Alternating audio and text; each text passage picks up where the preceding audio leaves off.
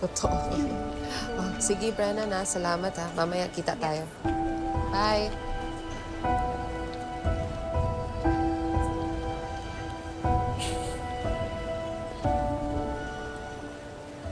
Langga. Natanggap na ako to sa isang bagong firm. Nakita ko kasi sa listahan ng tour na kasali yung Torrecampo Realty, kaya nakiusap talaga ako doon sa boss ko na ako na lang yung papuntahin dito.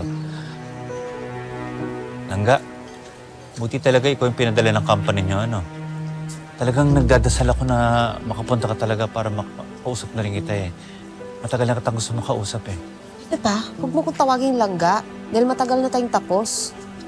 Langga, mag-usap muna tayo. Pwede ba, huwag mo kong hawakan. Randall, nandito ako para magtrabaho. Huwag mo kong guluhin. At wala na tayong dapat pag-usapan pa. Tantanan mo na ako. Marge, usap muna tayo, please.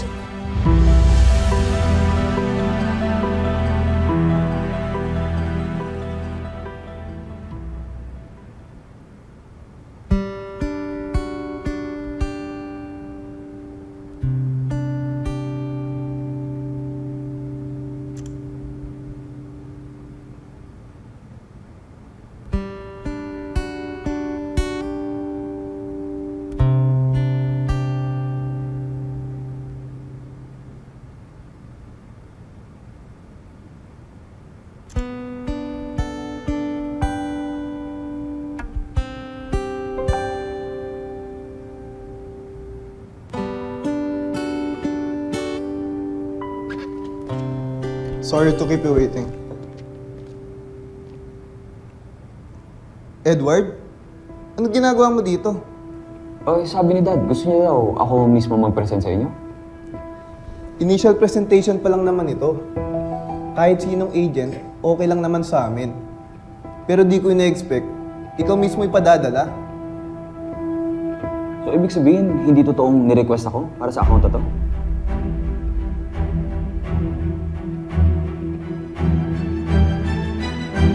Marge, pakinggan mo muna ako, please. Bitawan mo ako. Ano ba, hindi ka ba nakakaintindi ng Tagalog? Marge. Ayaw ko nga kausapin, di ba? Huwag mo ipilit. Sino ka ba? Bakit ka nakikailang dito? Siya yung boss ko, si Paulo Torrecampo.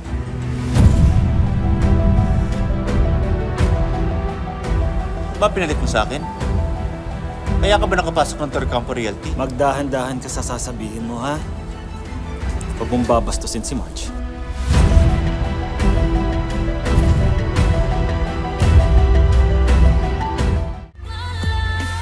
Pwede ba huwag kayong gumawa ng gulo dito?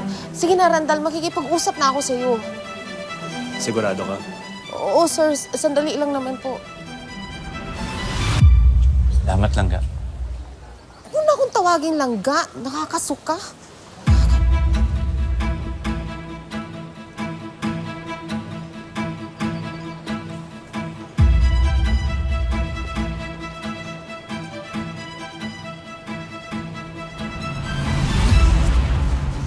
Ano?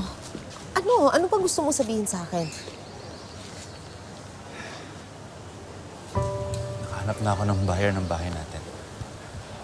Naasikaso ko na lang yung mga papers. Mababayaran na rin kita sa kulang ko sa'yo.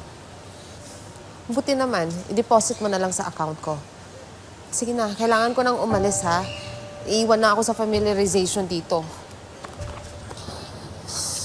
Tawan mo ako. Balik ka na tayo, please.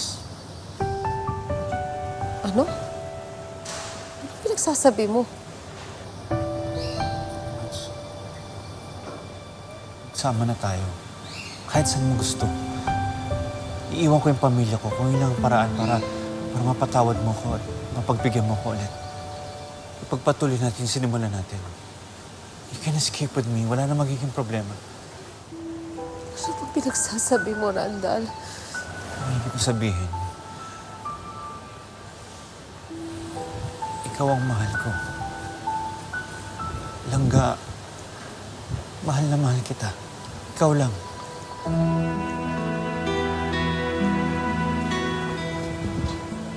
Marge, magsama na tayo. Mahal na mahal kita. Ayoko. Ayoko maging rason na masira ang pamilya mo. Pero Marge, mahal kita. Dahil hindi sapat ang mahal mo ko at iiwan mo yung pamilya mo. Naranasan ko na yun. Warak ako. Ang sakit-sakit para sa pamilya ko at alam mo yun. Sa tingin mo ba tatanggapin kita? Yun pa lang, hindi mo maiintindihan? Naiintindihan ko, maniwala ka sa akin. Ang pagkakamali ko lang, hindi ko nagawang tama noon pa. Hindi ko na panindigan. Yun ang ginagawa ko ngayon. Ang panindigan ka at hindi gawing kabit lang. Ikaw ang pinipili ko. Randall, hindi ka ba naaawa sa asawa at anak mo? Puro sarili mo lang talagang iniisip mo, no? Sana nakita ko to dati pa. Kung gusto mong gumawa ng tama, tigilan mo na ako. Huwag mo na akong guluhin pa.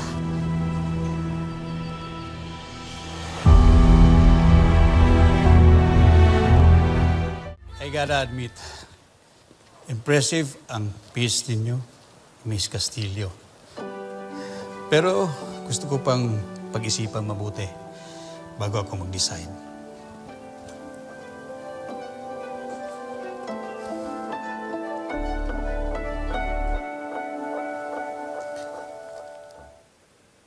Sir, is she your wife?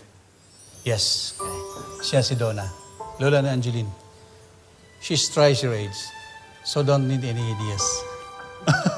I wouldn't dare. Ikaw ba? Hindi ka pa ba nag-asawa? Iyo? Wala pa ho. Single.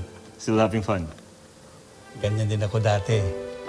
Akala ko okay lang akong maging single, ready to mingle, habang buhay. Alam mo naman tayo mga lalaki. We like to have fun as long as we can.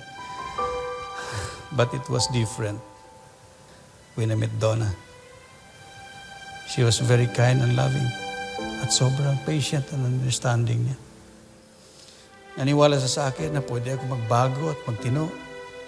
But because of that, she made me want to become a better man. Swerte niyo po pala, no? Nakita niyo yung the one niya. Lahat tayo may perfect match. Lagi kasi tayong napapaligiran ng maraming babae na hindi mo nakikita. Pero pagbuksan mo mga mata mo, malay mo, nasa paligid na lang ang babaeng para sa'yo.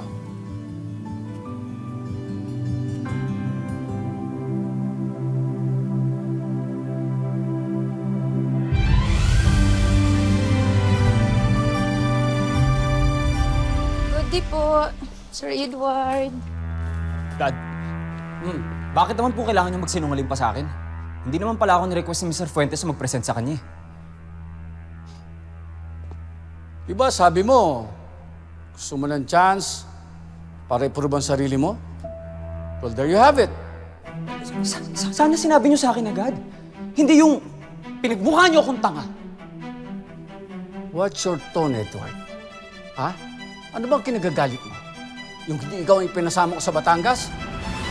The Paradiso Escanio deal needs a best person for the job. Si Paolo yun at hindi ikaw. I can close that deal, Dad.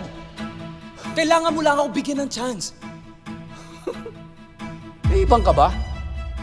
Sa tingin mo, makukumbinsin mo si Mr. Escanio with your personality?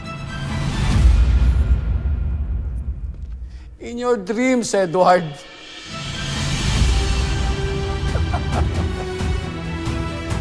In your dreams.